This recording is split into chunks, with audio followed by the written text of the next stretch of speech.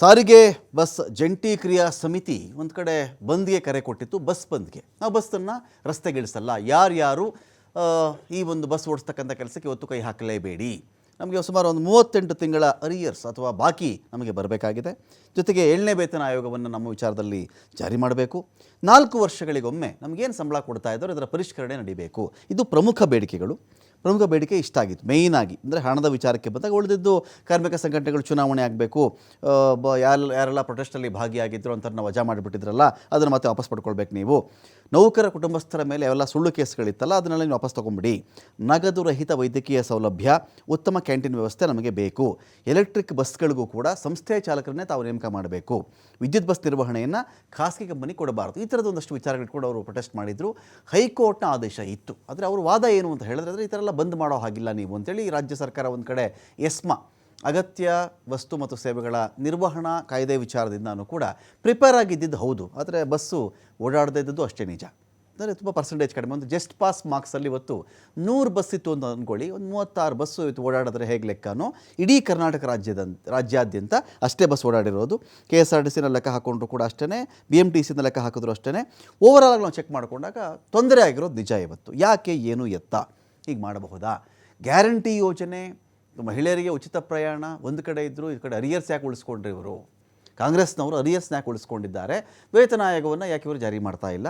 ಬಾಕಿನ ಯಾಕೆ ಉಳಿಸ್ಕೊಂಡು ಈ ಥರ ಮಾಡ್ತಾ ಇದ್ದಾರೆ? ಇವರಿಗೆ ಪರಿಷ್ಕರಣೆ ಕೂಡ ಆಗಬೇಕಲ್ವೇ?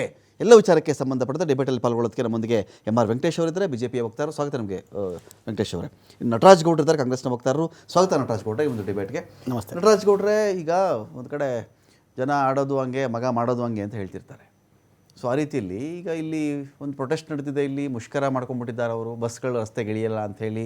ಈ ಗ್ಯಾರಂಟಿ ಯೋಜನೆಯಿಂದ ಸರ್ಕಾರ ದಿವಾಳಿ ಆಗಿಬಿಟ್ಟಿದೆ, ಹಾಗಾಗಿದೆ ಹೀಗಾಗಿದೆ ಎನ್ನುವ ಟೀಕೆಗಳ ಮಧ್ಯೆ ಬಸ್ ಬಂದು ಯಾಕಾಯ್ತು ಇವತ್ತು? ನೀವು ಯಾಕೆ ಅವ್ರನ್ನ ಸರಿಯಾಗಿ ನೋಡ್ಕೊಳ್ಳಿಲ್ಲ?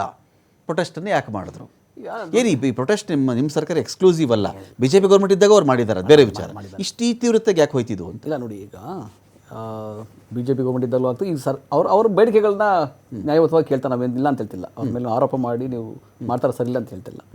ಅವ್ರ ಬೇಡಿಕೆಗಳಿದ್ದಾವೆ. ಓಕೆ. ಇದೇ ರೀತಿ ಅವರು ಮಾನ್ಯ R. ಅಶೋಕ್ ಅವರು ಸಾರಿಗೆ ಸಚಿವರಾಗಿದ್ದಾಗ ಪ್ರಥಮ ಬಾರಿಗೆ ಪ್ರೊಟೆಸ್ಟ್ ಮಾಡಿದರು 15 ದಿನಗಳ ಕಾಲ. ಅವಾಗ ಏನು ಇತ್ಯರ್ಥ ಆಗಿರಲಿಲ್ಲ. ಅವಾಗ ಅವರು ಹೋರಾಟ ಮಾಡ್ತಾರೆ, ಆದರೆ ಪ್ರತಿಭಟನೆ ಅಗತ್ಯ. ಅಶೋಕ್ ಅವರು ಹೇಳ್ತಾ ಇದ್ರು ನಾವೆಲ್ಲ ಸರಿಯಾಗಿ ನೋಡ್ಕೊಂಡಿದ್ದೀವಿ, ಅವ್ರನ್ನ ನಾವೆಲ್ಲ ಮಾಡ್ಬಿಟ್ಟಿದ್ವಿ, ನೀವು ಹಾಳು ಮಾಡಕ್ಕಿದ್ದೀರ ಅವ್ರನ್ನ. ನನ್ಗೆ ಗೊತ್ತಾ, ಅಶೋಕ್ ಅವರೇ ಮಾತಾಡೋದು, ಅಶೋಕ್ ವಿಜೇಂದ್ರನು ಮಾತಾಡಿದ್ರು. ಅಶೋಕ್ ಅವರು ಎಲ್ಲ ಮರ್ತ್ಬಿಟ್ಟಿದ್ದಾರೆ ಅನ್ಸುತ್ತೆ.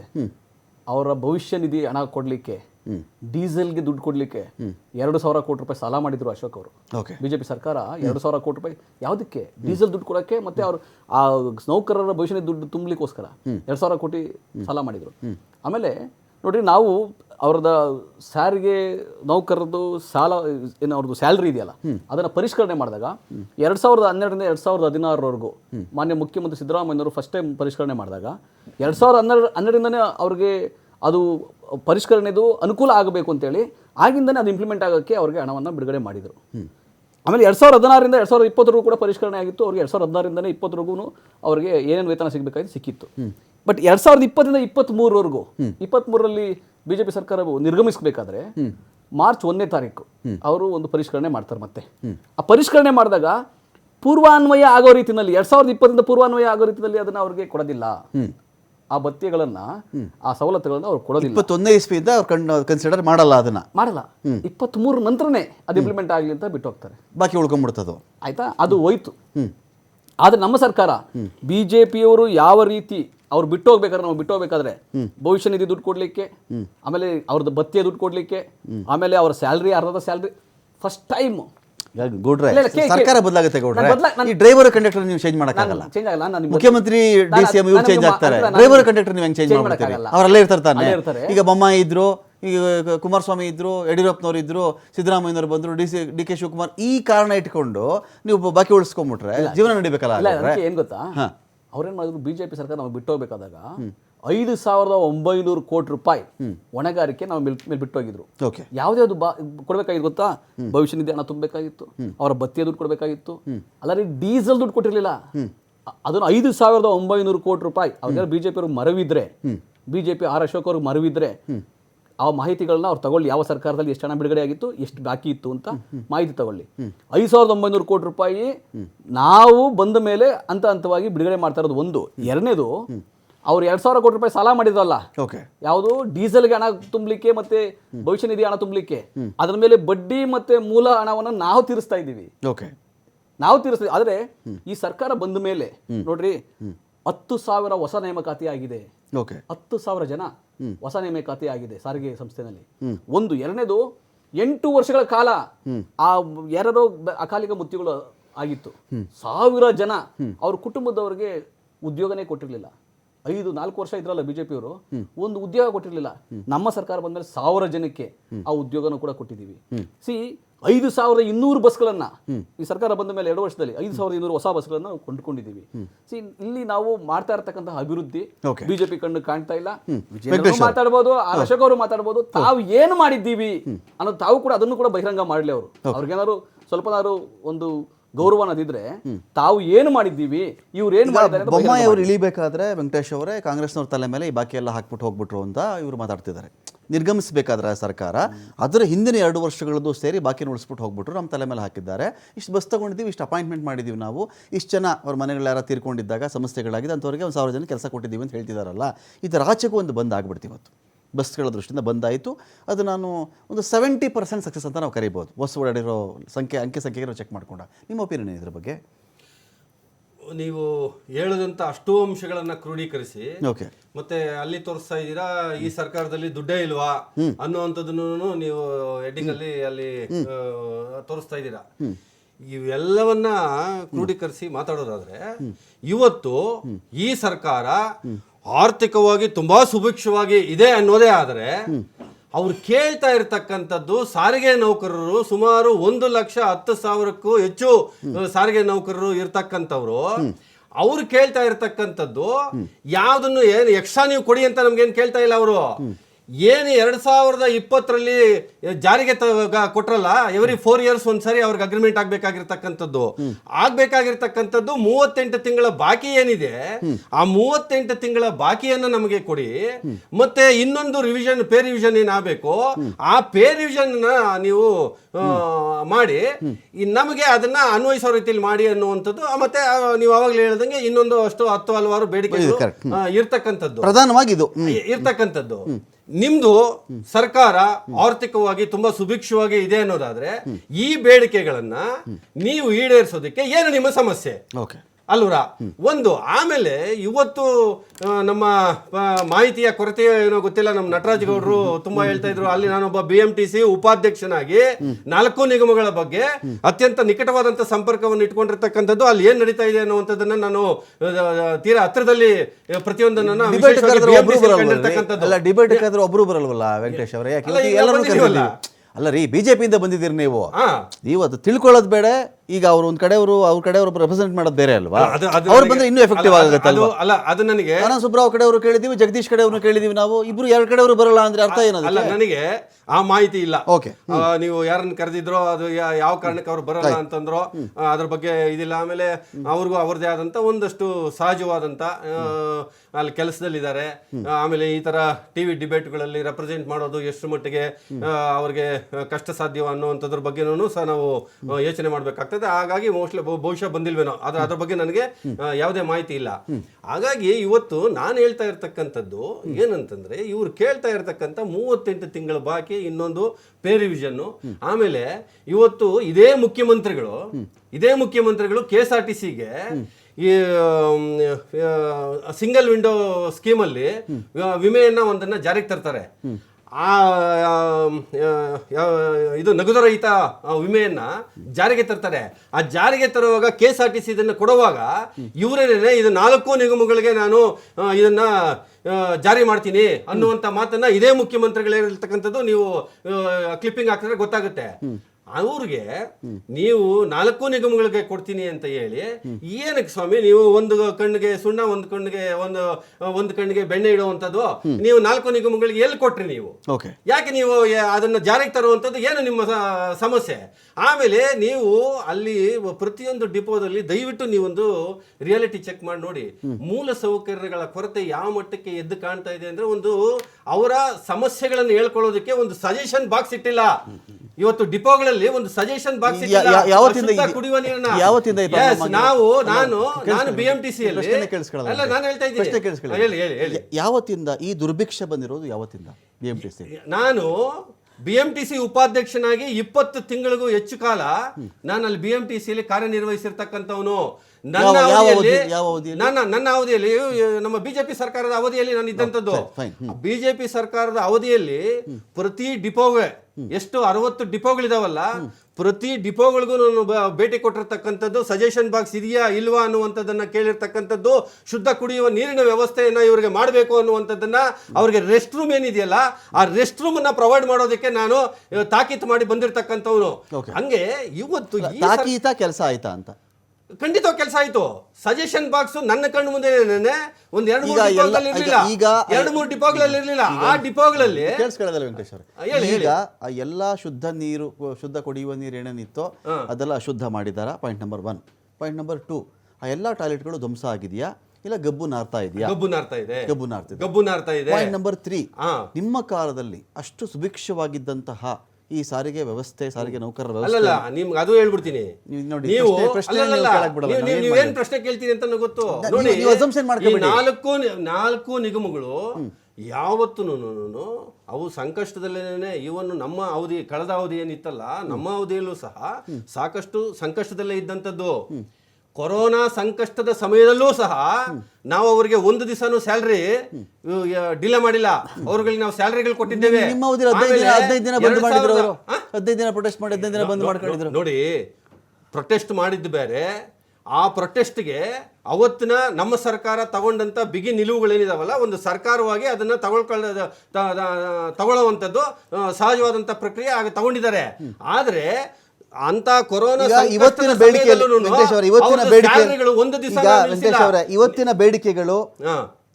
ಬೇಡಿಕೆಗಳೇ ಅರಿಯರ್ಸ್ ಬೇಡಿಕೆಗಳ, ಅಂದ್ರೆ ಈ ಬೇಡಿಕೆಗಳೇ ನಿಮ್ ಕಾಲದ ಬೇಡಿಕೆಗಳಾಗಿದ್ವಾ ಅಂತ, ಈ ಬಾಕಿ ಬೇಡಿಕೆಗಳ ಇವು ಅಂತ? ನಿಮ್ ಕಾಲದಲ್ಲೂ ಇದ್ದಂತ ಬೇಡಿಕೆ ಇವತ್ತು ಮುಂದುವರೆದಿದೆಯಾ ಇವತ್ತಿಗೆ ಅಂತ ನೀವು ಈಡೇರಿಸಿದೆ? ಅಲ್ಲ ನೋಡ್ರಿ, ಇವತ್ತು ನನ್ನ ಮೂಲ ಪ್ರಶ್ನೆ ಇರ್ತಕ್ಕಂಥದ್ದು, ನಿಮ್ಮ ಸರ್ಕಾರದಲ್ಲಿ ಏನೋ ಒಂದು ಸರ್ಕಾರ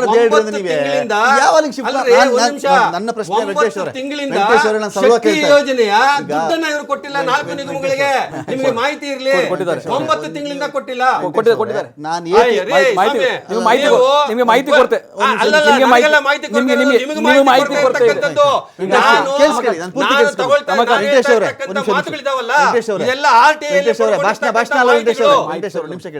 ನಾವು ಪ್ರಶ್ನೆಯಿಂದ ಪ್ರಶ್ನೆಗೆ ಹೋಗ್ಬಿಟ್ಟಾಗ ನೋಡೋರಿಗೆ ಅಥವಾ ಸಾರಿಗೆ ನೌಕರರು ನೋಡ್ತಾ ಇದ್ರು, ಸಾರಿಗೆ ನೌಕರ ಯಾರು ಕೂತ್ಕೊಂಡು ಅಕಸ್ಮಾತ್ ನೋಡ್ತಿದ್ರು ಕೂಡ, ನೀವು ಹೇಳೋ ಮಾತು ಅವ್ರು ಹೇಳೋ ಮಾತು, ಅಕಸ್ಮಾತ್ ಅವ್ರು ಫೋನ್ ಮಾಡೋದು ಇದೇ ನಿಜ. ನಾನು ಏನು ಸಿಂಪಲ್ ಆಗಿ ಕೇಳ್ತಾ ಇದ್ದೀನಿ, ನಿಮ್ಮ ಕಾಲದಲ್ಲಿ ಸಾರಿಗೆ ನೌಕರರು 15 ದಿನಗಳ ಕಾಲ ಎಷ್ಟು ಬೇಡಿಕೆಗಳನ್ನು ಇಟ್ಕೊಂಡಿದ್ರೋ, ಕೆಲವು ಈಡೇರಿಸಿರಬಹುದು ನೀವು, ಅದರಲ್ಲಿ ಉಳಿಕೆ ಆಗಿರತಕ್ಕಂಥ ಬೇಡಿಕೆಗಳು ಕ್ಯಾರಿ ಫಾರ್ವರ್ಡ್ ಆಗಿ ಈ ಸರ್ಕಾರಕ್ಕೂ ಬಂದಿದ್ಯಾ, ಬಂದಿಲ್ವಾ? ಅಲ್ಲಲ್ಲ, ಖಂಡಿತವಾಗೂ ಬಂದಿದೆ.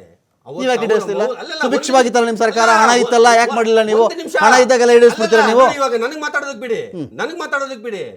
ಅವರು ಸರ್ಕಾರಿ ನೌಕರರಾಗಿ ನಮ್ಮನ್ನ ಪರಿಗಣಿಸಿ ಅನ್ನುವಂಥದ್ದು ಬಹು ಮುಖ್ಯ ಬೇಡಿಕೆಯನ್ನು ಅವ್ರು ಇಟ್ಟಿದ್ದು. ಅದನ್ನ ನಮ್ದೇ ಸರ್ಕಾರ ಅಲ್ಲ, ಯಾವುದೇ ಸರ್ಕಾರಗಳು ಒಬ್ಬ ಸರ್ಕಾರಿ ನೌಕರನಾಗಿ ಅವನನ್ನ ಪರಿಗಣನೆ ಮಾಡೋದಕ್ಕೆ ಆಗೋದಿಲ್ಲ. ಒಂದು ನಿಗಮವಾಗಿ, ಒಂದು ಕಾರ್ಪೊರೇಷನ್ ಆಗಿ ಹೆಂಗೆ ಅದನ್ನ ಟ್ರೀಟ್ ಮಾಡಬೇಕು, ಹೆಂಗೆ 4 ಇಯರ್ಸ್ ಒಂದ್ಸರಿ ಅದು ಅಗ್ರಿಮೆಂಟ್ ಆಗಬೇಕು, ಆ ಅಗ್ರಿಮೆಂಟ್ ಅಲ್ಲಿ ಅವರ ನ್ಯಾಯೋಚಿತವಾದಂತ ಬೇಡಿಕೆಗಳೇನಿದಾವೋ ಆ ಬೇಡಿಕೆಗಳನ್ನ ಪರಿಹರಿಸುವಂತ ನಿಟ್ಟಿನಲ್ಲಿ ಪ್ರತಿಯೊಬ್ಬರು ಕೆಲಸ ಮಾಡ್ತಾರೆ. ಗೌರ್ಮೆಂಟ್ ಎಂಪ್ಲಾಯ್ ಮಾಡಲ್ಲ ಅವ್ರನ್ನ, ಒಟ್ಟಿನಲ್ಲಿ ಗೌರ್ಮೆಂಟ್ ಎಂಪ್ಲಾಯ್ ನಿಮ್ ಕಾಲದಲ್ಲೂ ಮಾಡಲ್ಲ, ಇವರು ಮಾಡ್ತಾ ಇಲ್ಲ. ಅಲ್ಲಲ್ಲ, ಅದು ಭಾರಿ ಕಷ್ಟ ಸಾಧ್ಯವಾದಂಥದ್ದು. ಯಾಕೆ ಅಂತಂದ್ರೆ ಇವತ್ತು ಎಷ್ಟು ಕರ್ನಾಟಕದ ರಾಜ್ಯದಲ್ಲಿ ಎಷ್ಟು ನಿಗಮಗಳಿದಾವಲ್ಲ, ಬೇರೆ ಬೇರೆ ನಿಗಮಗಳು, ಆ ಎಲ್ಲಾ ಕಾರ್ಪೊರೇಷನ್ ಅವರು ಒಬ್ಬರಿಗೆ ನಾವು ಏನನ್ನ ಮಾಡಿದ್ವಿ ಅಂತಂದ್ರೆ, ಅಂದ್ರೆ ಯಾವುದೇ ಸರ್ಕಾರ ಮಾಡಿದ್ರೆ ಸಹಜವಾಗಿ ಅವರೆಲ್ಲ ಈ ನಿಟ್ಟಿನಲ್ಲಿ ಈ ಸರ್ಕಾರ ಜೊತೆ ನೀವು ಇದ್ದೀರಿ ವೆಂಕಟೇಶ್ ಅವರೇ. ಈ ವಿಷಯದಲ್ಲಿ ಕಾಂಗ್ರೆಸ್ ಸರ್ಕಾರ ಜೊತೆ ತಾವು ಕೈ ಜೋಡಿಸ್ತಾ ಇದ್ದೀರಿ. ಕರೆಕ್ಟ್ ಆಗಿ ಕೈ ಜೋಡಿಸೋ ಪ್ರಶ್ನೆ ಅಲ್ಲ, ಅದು ವಾಸ್ತವ. ಅದು ವಾಸ್ತವ. ಇದೀಗ ನಮ್ಮ ಇದೇ ಚರ್ಚೆಯಲ್ಲಿ ದಿಲೀಪ್ ಕುಮಾರ್ ಐಎಸ್ ಅವರು ನಮ್ಮ ಜಾಯ್ನ್ ಆಗಿದ್ದಾರೆ, ಹೈಕೋರ್ಟ್ನ ವಕೀಲರು. ಸ್ವಾಗತ ನಿಮಗೆ ದಿಲೀಪ್ ಕುಮಾರ್ ಐಎಸ್. ನಮಸ್ಕಾರ. ಡಿಬೇಟ್ಗೆ ಅಖಾಡ ಬಿಗ್ ಫೈಟ್ ವಿಶೇಷ ಮತ್ತೆ ಮುಂದುವರಿಸ್ತಾ ಇದ್ದೀನಿ. ದಿಲೀಪ್ ಕುಮಾರ್ ಅವರಿಗೆ ಈ ಪ್ರಶ್ನೆ ಇರುತ್ತೆ, ಹೈಕೋರ್ಟ್ನ ವಕೀಲರಿಗೆ. ದಿಲೀಪ್ ಜೀಗ ಇಡೀ ವಿಚಾರದಲ್ಲಿ ಹೈಕೋರ್ಟ್ ಆದೇಶ ಇತ್ತು, ಈ ಥರ ಹಿಂಗೆಲ್ಲ ಇದ್ದಕ್ಕಿದ್ದಂತೆ ಕರೆ ಕೊಟ್ಬಿಟ್ಟು ಬಂದೆಲ್ಲ ಮಾಡುವಂಗಿಲ್ಲ, ಇದೆಲ್ಲ ಹೇಳಿದ ಹೊರತಾಗಿಯೂ ಹೆಚ್ಚು ಕಡಿಮೆ ಇವತ್ತು ದಿನದ ಮುಕ್ಕಾಲು ಭಾಗ ಈ ಪ್ರತಿಭಟನೆಯಲ್ಲಿ ನಡೆದಿವೆ. ಬಸ್ಗಳು ಓಡಾಡಿಲ್ಲ, ನಿರೀಕ್ಷಿತ ಪ್ರಮಾಣದಲ್ಲಂತೂ ಓಡಾಡಿಲ್ಲ. ಒಂದು 70% ಬಸ್ಗಳಂತೂ ರಾಜ್ಯದಲ್ಲಿ ರೋಡ್ಗಿಳಿದಿಲ್ಲ, ಆವ್ರೇಜ್ ಹೇಳ್ತಾ ಇದ್ದೀನಿ ನಾನು. ಸೊ ಇದು ಹಿಂಗೆಲ್ಲ ಮಾಡಬಹುದಾ ಅಂತ, ಹೈಕೋರ್ಟ್ ಆದೇಶಕ್ಕೂ ನಾವು ಕೇರ್ ಮಾಡಲ್ಲ ಅನ್ನೋ ರೀತಿಲಿ ಇತ್ತು. ಅಲ್ಲಿ ಕೇಳಿ ಬಂದಿದ್ದೇನು ಅಂತ, ಕೇಳಿ ಬಂದಿದ್ದು ಅದು ಎಕ್ಸಾಕ್ಟ್ಲಿ ಅದೇನೋ ಇಲ್ವೋ ನನಗೆ ಗೊತ್ತಿಲ್ಲ, ಅದ್ರ ಬಗ್ಗೆ ನಾನು ಕಮೆಂಟ್ ಮಾಡಲಾರೆ. ಆದೇಶ ನಮ್ಮ ಕೈಗೆ ಬಂದಿಲ್ಲ, ಹೈಕೋರ್ಟ್ ಆದೇಶ ನಮ್ಮ ಕೈಗೆ ಬಂದಿಲ್ಲ, ಈ ವಿಚಾರ ಇಟ್ಕೊಂಡು ಈ ಥರ ಮಾಡಬಹುದಾ ಅಂತ. ಅಂದರೆ ನಿನ್ನೆ ಏನು ಇಂಟರ್ವ್ಯೂ ಮಾಡೋರಲ್ಲಿ ಹೇಳಿತ್ತು, ಯಾವುದೇ ಕಾರ್ಮಿಕ ಸಂಘಟನೆಗಳು ಈ ಸ್ಟ್ರೈಕಲ್ಲಿ ಪಾಲ್ಗೊಳ್ಳುವಂತಿಲ್ಲ, ಮತ್ತು ಎಸೆನ್ಷಿಯಲ್ ಸರ್ವಿಸ್ ಆಗಿರೋದ್ರಿಂದ ಇದು ಎಲ್ಲ ಬಸ್ಗಳು ಓಡಾಟ ನಡೆಸಬೇಕು. ಏನಾದ್ರು ಮತ್ತೆ ಈ ಥರ ಆರ್ಡ್ರ್ ಇದ್ದೂ ಕೂಡ ಏನಾದ್ರು ಮುಂದುವರಿಸಿದ್ದಲ್ಲಿ ಸರ್ಕಾರ ಕೂಡ ಆ್ಯಕ್ಷನ್ ತಗೋಬೋದು ಅಂತ ಹೇಳಿಬಿಟ್ಟು. ಸೊ ಅದು ನಿನ್ನೆ ಏನು ಆರ್ಡ್ರ್ ಆಗಿದೆ, ಇದು ನೀವು ನೋಡಿರ್ಬೋದು, 5ನೇ ತಾರೀಕು ಮುಷ್ಕರ ಅಂತ ಹೇಳ್ಬಿಟ್ಟು ಹಲವಾರು ದಿನಗಳಿಂದ ಇದು ಚರ್ಚೆ ನಡೀತಾ ಇದೆ. ಅಂದರೆ ಒಂದಿನಕ್ಕೆ ಇದು ಡಿಸೈಡ್ ಮಾಡಿಲ್ಲ. ಸೊ ಹಾಗಾಗಿ ಈ ಒಂದು ಮುಷ್ಕರದ ನಿರ್ಧಾರ 5ನೇ ತಾರೀಕು ಅಂತ ಆಗಿ ಹಲವಾರು ದಿನ ನೋಡಿ ಅದ್ರ ಮೇಲೆ PL ಹಾಕ್ಕೊಂಡು ಸುಮಾರು ಜನ ಇದು ಮ್ಯಾಟ್ರುಗಳು ಬಂದು ಅಲ್ಲಿ ಯೂನಿಯನ್ನವರು ಕೂಡ ರೆಪ್ರೆಸೆಂಟ್ ಆಗಿ ಇವಾಗ ಡಿಕ್ಲೇರ್ ಮಾಡಿರ್ತಾರೆ. ಸೊ ಡಿಕ್ಲೇರ್ ಮಾಡಿದಾಗ ಇವಾಗ ನೋಡಿ, ಒಂದ್ಸಲ ಕೋರ್ಟಲ್ಲಿ ಆದೇಶ ಇದ್ದಾಗ ರನ್ ಮಾಡಿದರೆ what is the consequence? So ಏನು ಮಾಡ್ತಾರೆ, ಪ್ರತಿಯೊಂದು ಕಾನೂನನ್ನ ಅಂದರೆ ಗಾಳಿಗೆ ತೂರ್ಲಿಕ್ಕೆ ಅಂತಲೇ ಕೆಲವೊಂದು ದಾರಿಗಳನ್ನ ಹುಡ್ಕೊಂಡಿರ್ತಾರೆ. ಏನು, ನಾನು ಇವತ್ತು ರಜಾ ಹಾಕ್ಕೊಂಡಿದ್ದೆ, ಹಂಗಾಗಿ ನಾನು ಹೋಗಿಲ್ಲ, ಇದೆಲ್ಲ ಮುಂದೆ ಫ್ಯೂಚರ್ಗೆ ಏನು ಕಾನ್ಸಿಕ್ವೆನ್ಸಸ್ ಬರುತ್ತೆ, ನಿನ್ನ ಸಸ್ಪೆಂಡ್ ಮಾಡ್ಬೋದು ಅಥವಾ ಡಿಸ್ಮಿಸ್ ಮಾಡ್ಬೋದು ಕೆಲಸದಿಂದ, ನಿನ್ನ ಮೇಲೆ ಕ್ರಿಮಿನಲ್ ಚಾರ್ಜ್ ಮಾಡ್ಬೋದು. ನಾನು ಇದು ಇಂಟ್ರೆಸ್ಟಿಂಗ್ ಪಾಯಿಂಟ್ ಇದೆ ದಿಲೀಪ್ ಜಿ. ಇಲ್ಲಿ ಈ ಹಿಂದೆ ಮುಷ್ಕರದಲ್ಲಿ ಭಾಗಿಯಾಗಿದ್ದ ನೌಕರರ ವಜಾವನ್ನು ವಾಪಸ್ ಪಡ್ಕೊಳ್ಬೇಕು ಅನ್ನೋದು ಕೂಡ ಇವತ್ತಿನ ಮುಷ್ಕರದಲ್ಲಿ ಒಂದು ಅಂಶ. ಅದು ಹಿಂದೆ ಯಾರೆಲ್ಲ ಮುಷ್ಕರದಲ್ಲಿ ಭಾಗಿಯಾಗಿದ್ರೋ ಅಂಥ ನೌಕರನ ವಜಾ ಮಾಡಿಬಿಟ್ಟಿತ್ತು ಹಿಂದಿನ ಸರ್ಕಾರ, ಅವರ ವಜಾ ಕೂಡ ವಾಪಸ್ ತಗೋಬೇಕು ಅಂತ ಇವತ್ತು ಮುಷ್ಕರ ಮಾಡಿದ್ರು. ಇವತ್ತಿನ ಮುಷ್ಕರದ ಅಂಶಗಳಲ್ಲಿ ಅದು ಪ್ರಧಾನ ಅಂಶ ಹೊಂದಿದೆ. ಇವತ್ತಿನ ಕಥೆ ಏನು ಮತ್ತು ಅವತ್ತಿನ ಕಥೆ ಏನು ಅಂತ ಹಾಗಾದ್ರೆ ಅಂದ್ರೆ ಇವಾಗ ಕ್ಯಾರಿ ಫಾರ್ವರ್ಡ್ ಆಗುತ್ತಲ್ಲ. ಇವತ್ತು ಯಾರ್ಯಾರು ಮುಷ್ಕರದಲ್ಲಿ ಮತ್ತೆ ಪಾಲ್ಗೊಂಡಿದ್ದಾರೆ, ಇವತ್ತು ವಜಾದವರೆಗೂ ಸರ್ಕಾರ ಹೆಜ್ಜೆ ಇಟ್ಟಿದೆ ಅಂತ ನನಗೆ ಇಲ್ಲಿವರೆಗೂ ನನಗೆ ಆ ಮಾಹಿತಿ ಇಲ್ಲ. ಅವ್ರನ್ನ ಯಾರೋ ವಜಾ ಮಾಡಿಬಿಡ್ತೀವಿ, ಬಸ್ ಯಾರು ಇವತ್ತು ಸ್ಟೇರಿಂಗ್ ಹಿಡಿದಿಲ್ವೋ ಆಚೆ ಕಳಿಸ್ಬಿಡ್ತೀನಿ ಅನ್ನೋವರೆಗೂ ಇವತ್ತಿನ ಒಂದು ಮುಷ್ಕರದ ವಿಚಾರ ಹೋಗಿದೆ ಅಂತ ನನಗನ್ನಿಸ್ತಾ ಇಲ್ಲ. ನೋಡಿ, ಎಸ್ಮಾ ನಾನು ಸ್ಟ್ರಿಕ್ಟಾಗಿ ಜಾರಿ ಮಾಡ್ತೀನಿ ಅಂತ ಹೇಳ್ಬಿಟ್ಟು ಎಲ್ಲೂ ಕೂಡ ಯಾರೂ ಹೇಳಿಲ್ಲ. ಕರೆಕ್ಟ್. ಓಕೆ, ಅಂದರೆ ಎಸೆನ್ಷಿಯಲ್ ಸರ್ವಿಸಸ್ ಮೇಂಟೆನೆನ್ಸ್ ಆ್ಯಕ್ಟ್ ಏನಿದೆ ಅದರಲ್ಲಿ ಯಾವುದೇ ಒಬ್ಬ ವ್ಯಕ್ತಿ ಒಬ್ಬ ಸರ್ಕಾರಿ ಅಧಿಕಾರಿಯಾಗಿ ಅಥವಾ ಅರೆಕಾಲಿಕ ಸರ್ಕಾರಿ ಅಧಿಕಾರಿ ಆಗಿಬಿಟ್ಟು ಮುಷ್ಕರವನ್ನು ಮಾಡೋ ಹಾಗಿಲ್ಲ ಅಂತ ಗೊತ್ತಿದ್ರೂ ಕೂಡ, ಸಾರ್ವಜನಿಕ ತೊಂದರೆ ಆಗುತ್ತೆ ಅಂತ ಗೊತ್ತಿದ್ರೂ ಕೂಡ ಅವನೇನಾದ್ರು ಮುಷ್ಕರ ಮಾಡಿದರೆ ಅಥವಾ ಮುಷ್ಕರಕ್ಕೆ ಪ್ರೇರೇಪಣೆ ಕೊಟ್ಟರೆ ಅಂಥ ವ್ಯಕ್ತಿ ಸಾರ್ವಜನಿಕವಾಗಿ ಏನಾರು ಅಡೆತಡೆ ಮಾಡ್ತಾ ಇದ್ರೆ, ಸೊ ಅಂಥ ಸಂದರ್ಭದಲ್ಲಿ ಆ ವ್ಯಕ್ತಿಯನ್ನು ಬಂಧಿಸ್ಬೋದು. ಇವತ್ತು ಕೂಡ ಹೈಕೋರ್ಟ್ ಅದೇ ಕೂಡ ಕೇಳಿರೋದು. ಹಾಗೇನಾರು ಇವನ್ ಎಂಟ್ರಿ ಮಾಡಿದ್ರು ಕೂಡ ಅವ್ರು ಏನಾರ ಕಂಟಿನ್ಯೂ ಮಾಡ್ತಾ ಇದ್ದಾರೆ ಸ್ಟ್ರೈಕ್ನ, ನೀವು ಯಾಕೆ ಕ್ರಮವನ್ನು ಕೈಗೊಂಡಿಲ್ಲ ಅಂತ ಹೇಳ್ಬಿಟ್ಟು ಸರ್ಕಾರಕ್ಕೆ ಚಾಟಿ ಮಾಡ್ತದೆ. ಆಯ್ತಾ? ಸೊ ಇದರಲ್ಲಿ ಒಂದು. ಎರಡನೇದು, ನಾನು ಹೇಳ್ದಂಗೆ ಬೆಂಗಳೂರಲ್ಲಿ ಹಲವಾರು ಅಂದರೆ BMTC ಬಸ್ಗಳು ಓಡಾಡಿದೆ, ಆದರೆ ಎಷ್ಟು ಪ್ರಮಾಣ ಓಡಾಡಿದೆ, ಎಷ್ಟು ಪ್ರಮಾಣ ಓಡಾಡಿಲ್ಲ, ಮತ್ತು ಯಾರು ಬೇಕು ಅಂತ ಹೇಳ್ಬಿಟ್ಟು ಅಂದರೆ ಈ ಸ್ಟ್ರೈಕಲ್ಲಿ ಪಾಲ್ಗೊಳ್ಳುವ ಉದ್ದೇಶದಿಂದನೇ ತನ್ನ ಹುದ್ದೆಗೆ ಇವತ್ತು ಕರ್ತವ್ಯಕ್ಕೆ ಬಂದಿಲ್ಲ. BMTCಯಿಂದ 3468 ಬಸ್ಗಳು ಪ್ರಯಾಣ ಮಾಡಿವೆ. ಇವತ್ತು 99.8% ಸಂಚಾರ ಆಗಿದೆ BMTC ಕಡೆಯಿಂದ. ಇದ್ದಿದ್ದರಲ್ಲಿ ಹೈಯೆಸ್ಟ್ ಅಂದರೆ BMTCನೇ. NWKRTC 1752 ಬಸ್ಗಳು 59.4% ಓಡಾಟ ಅದು ನಡೆಸಿವೆ. KKRTCಯಿಂದ 801 ಬಸ್ ಓಡಾಡಿವೆ, 29.8% ಅಲ್ಲಿ ಸಂಚಾರ ಆಗಿದೆ. ಶೇಕಡ 4 ನಿಗಮಗಳಿಂದ 8071 ಬಸ್ ಪ್ರಯಾಣ ಮಾಡಿವೆ. ಒಟ್ಟು ಸಂಚಾರದ ಶೇಕಡಾವಾರು ಲೆಕ್ಕ ಅಂತ ಬಂದಾಗ 58.5 ಸಂಚಾರ ಇವತ್ತು ನಡೆದಿದೆ. KSRTC ಕಡೆಯಿಂದ 2050 ಬಸ್ ಓಡಾಡಿವೆ ಅಂತ. ಇವಾಗ 4 ನಿಗಮದಿಂದ ನೀವು ಡೈಲಿ 100% ಸಂಚಾರ ಆಗುತ್ತಾ? ನೀವು ಅದು ರೇಷಿಯೋ ತಗೊಂಡಿಲ್ಲ. ಸೊ ಯಾವುದು ಕೂಡ ಡೈಲಿ 100% ಸಂಚಾರ ಆಗಲಿ ಸಾಧ್ಯನೇ ಇಲ್ಲ. ಅಗತ್ಯಕ್ಕೆ ತಕ್ಕಂತೆ ಬಸ್ಗಳು ಓಡಾಟಗಳಲ್ಲಿ ಇರ್ತವೆ. ಹೌದು. ಸೊ ಇವತ್ತು ಈ ಇಂಟ್ರಿ ಮಾಡ್ರನ್ನ ಕಮ್ಯುನಿಕೇಟ್ ಮಾಡಲಿಕ್ಕೆ ಸ್ವಲ್ಪ ತೊಂದರೆ ಆಗಿದೆ, ವಿಳಂಬ ಆಗಿದೆ. ಹಾಗಾಗಿ ಗ್ರಾಮೀಣ ಭಾಗದಲ್ಲಿ ವಾಹನಗಳು ಅಂದರೆ ಓಡಾಡಿಲ್ಲ ಅನ್ನೋದು. ಸಂಘಟನೆಗಳ ಕಡೆಯವರು ಲೀಗಲಿ ಸೇಫ್ ಇವತ್ತಿಗೆ ನಮ್ಗೆ ಆರ್ಡರ್ ಬಂದಿಲ್ಲ, ನಾನು ಮಾಡಿಬಿಟ್ಟಿದ್ದೀನಿ ಅಂತ. ಸರ್, ಸುಪ್ರೀಂ ಕೋರ್ಟ್ ಒಂದು ಕಂಟೆಂಪ್ಟ್ ಪ್ರೊಸೀಡಿಂಗ್ಸಲ್ಲಿ ಏನು ಹೇಳುತ್ತೆ ಅಂತಂದರೆ, ನಿನಗೆ ಡೈರೆಕ್ಟಾಗೆ ಹೇಳಬೇಕು ಅಂತ ಏನಿಲ್ಲ. ಓಕೆ, ಇಂಡೈರೆಕ್ಟಾಗಿ ನಿನಗೆ ಅಂದರೆ ಇನ್ಫಾರ್ಮೇಷನ್ ಗೊತ್ತಾಗಿದ್ರೆ ಅಷ್ಟು ಸಾಕು. ವಾಟ್ಸಪ್ ಕೂಡ ಕನ್ಸಿಡರ್ ಆಗುತ್ತೆ. ವಾಟ್ಸಪ್ ಮುಖಾಂತರ ಇರ್ಬೋದು, ನ್ಯೂಸ್ ಮುಖಾಂತರ ಇರ್ಬೋದು. ಅಟ್ಲೀಸ್ಟ್ ನೀನು ಹೇಳಿದ್ರೆ ಸಾಕು, ಹೌದು ನನಗೆ ಗೊತ್ತಿತ್ತು ಅಂತ ಹೇಳ್ಬಿಟ್ಟು, that is it self is A violation. ಅಲ್ಲಿ ಗೊತ್ತಿತ್ತು ಅಂತ ಅಲ್ಲಿ ಯಾರು ಹೇಳಲ್ಲ, ಕೋರ್ಟ್ಗೆ ಬಂದ್ಬಿಟ್ಟು ನನಗೆ ಗೊತ್ತಿರಲಿಲ್ಲ ಅಂತಾನೆ ಅಲ್ಲಿ ಮಾತಾಡೋದು. ಅಂದರೆ that is the way to escape ಅಷ್ಟೇ. ನಟರಾಜ್ ಗೌಡ್ರೆ, ಈಗ ನಿಮ್ಮ ಕಾಲದಲ್ಲಿ ಈ ಬಾಕಿಗಳನ್ನು ಉಳಿಸ್ಕೊಂಡಿದ್ದು ಯಾವ ಕಾಲದಲ್ಲಿ? ಬಾಕಿ ಉಳಿಸ್ಕೊಂಡು ನಿಮ್ಮ ಪ್ರಕಾರ 2021 ಬಾಕಿ ಉಳ್ಕೊಂಡಿದೆ ಅಂತ ಖಂಡಿತವಾಗಿ ನೋಡಿ, ಈಗ ಬಿಜೆಪಿ ಸರ್ಕಾರ ಇದ್ದಾಗಲೇ ಅವರು ಏಕಸದಸ್ಯ ಸಮಿತಿ ಮಾಡ್ತಾರೆ. ಓಕೆ, ಆ ಸಮಿತಿ ಒಂದು ಶಿಫಾರಸ್ ಮಾಡುತ್ತೆ. ಈ ವೇತನ ಪರಿಷ್ಕರಣೆ ಆಗಿರತಕ್ಕಂತಹ ಬಾಕಿ 718 ಕೋಟಿ ರೂಪಾಯಿ ಬಿಡುಗಡೆ ಮಾಡಬೇಕು ಅಂತ ಬಿಜೆಪಿ ಸರ್ಕಾರ ಇದ್ದಾಗಲೇ ಮಾಡುತ್ತೆ, ಶಿಫಾರಸ್ ಮಾಡುತ್ತೆ. ಬಿಜೆಪಿ ಸರ್ಕಾರ ಬಿಡುಗಡೆ ಮಾಡಲ್ಲ. ನಮ್ಮ ಸರ್ಕಾರ ಬಂದ ಮೇಲೆ ಮಾನ್ಯ ಮುಖ್ಯಮಂತ್ರಿಯವರು ರಾಮಲಿಂಗಾರೆಡ್ಡಿ ಅವರು ಕೂಡ ಹೇಳಿದ್ದಾರೆ, ಮುಖ್ಯಮಂತ್ರಿಗಳು ಕೂಡ ಹೇಳಿದ್ದಾರೆ, ನಾವು ಬಿಡುಗಡೆ ಮಾಡ್ತೀವಿ, ಬಿಡುಗಡೆ ಮಾಡೋಕ್ಕೆ ನಾವು ಬದ್ಧರಿದ್ದೀವಿ, ಇದು ನಮ್ಮ ನಿಲುವು. ನಮ್ಮ ನಿಲುವಿನಲ್ಲಿ ಬಿಜೆಪಿ ಮಾಡಲಿಲ್ಲ ಹಂಗಂತೇಳಿ ನಾವು ಮಾಡಲ್ಲ ಅಂತಲ್ಲ, ನಾವು ಮಾಡ್ತೀವಿ. ಅದಕ್ಕೆ ಅಂದ್ರೆ ನಾವು ಪ್ರಯಾರಿಟಿ ತಗೊಂಡಿದ್ದೀವಿ. ಓಕೆ, ಸರ್ಕಾರ ಬಂದ ತಕ್ಷಣ ನಮಗೆ 5,900 ಕೋಟಿ ಹೊಣೆಗಾರಿಕೆ ಬಂತು. 2,000 ಕೋಟಿ ರೂಪಾಯಿ ಸಾಲ ಮಾಡಿದ್ರೆ ಆ ಸಾಲಕ್ಕೆ ಬಡ್ಡಿ ಮತ್ತೆ ನಾವು ತೀರಿಸ್ತಾ ಇದ್ದೀವಿ. ಮೂರನೇ ನಾವು 5,200 ಬಸ್ಗಳು, ಹೊಸ ಬಸ್ಗಳನ್ನ ಕೊಂಡ್ಕೊಂಡಿದ್ದೀವಿ, ಅದಕ್ಕೂ ಹಣ ಪಾವತಿ ಮಾಡಬೇಕಾಗಿತ್ತು, ಮಾಡಿದ್ದೀವಿ. ನಾಲ್ಕನೆಯದಾಗಿ ನಾವು ಶಕ್ತಿ ಯೋಜನೆ ಮುಖಾಂತರ ಮಹಿಳೆಯರ ಪಾಲ್ಗೊಳ್ಳಿಕೆ ಜಾಸ್ತಿ ಮಾಡಿ ಅದಕ್ಕೆ ಹಣವನ್ನು ಸರ್ಕಾರ ಭರ್ತಿ ಮಾಡ್ತಾ ಇದೆ, ಇದು ಕೂಡ ಯೋಜನೆಯಲ್ಲಿದೆ. ತದನಂತರ ಈ ಬಿಜೆಪಿ ಸರ್ಕಾರದ ಸಾಲವನ್ನು ಮರುಪಾವತಿ ಮಾಡೋ ಜೊತೆಗೆ ಈ ಎಲ್ಲಾ ಸರ್ಕಾರ ನೋಡಿ, ಯಾವುದೇ ರೀತಿಯಾಗಿ ಒಂದು ರೂಪಾಯಿ ಸ್ಯಾಲರಿ ಯಾರ್ದು ಉಳಿಸ್ಕೊಂಡಿಲ್ಲ. ಬಿಜೆಪಿ ಸರ್ಕಾರ ಇದ್ದಾಗ ಅರ್ಧ ಸ್ಯಾಲರಿ ಕೊಟ್ಟಿದ್ದ ತಿಂಗಳುಗಳು ಕೂಡ ಇದಾವೆ. ಒಂದು ತಿಂಗಳು ತಡವಾಗಿ ಕೋವಿಡ್ ಕಾರಣಗಳಿತ್ತು ಗೌಡ್ರೆ, ಕೋವಿಡ್ ಕಾರಣಗಳಿತ್ತು, ಈಗ ಸಂಚಾರ ಮಾಡಕ್ಕಾಗ್ಲಿಲ್ಲ, ನಷ್ಟದಲ್ಲಿತ್ತು. ಅವ್ರ ಆತರ ಹೇಳ್ಬಿಟ್ರೆ ನಮ್ಗೆ ಚಿಂತೆ ಇಲ್ಲ. ಬಿಜೆಪಿ ಮಾತಾಡ್ಬಿಟ್ರೆ ನಮ್ಗೆ ಚಿಂತೆ ಇಲ್ಲ. ಬಿಜೆಪಿ ಆತರ ಇರಲಿಲ್ಲ. ನಾವು ಡಬಲ್ ಇಂಜಿನ್ ಸರ್ಕಾರ, ಅಲ್ಲಿ 20 ಲಕ್ಷ ಕೋಟಿ ರೂಪಾಯಿ ಏನೋ ಬಂಬಾಟ್ ಬಜೆಟ್ ಪ್ಯಾಕೇಜ್ ಕೊಟ್ಬಿಟ್ಟಿದ್ದಾರೆ.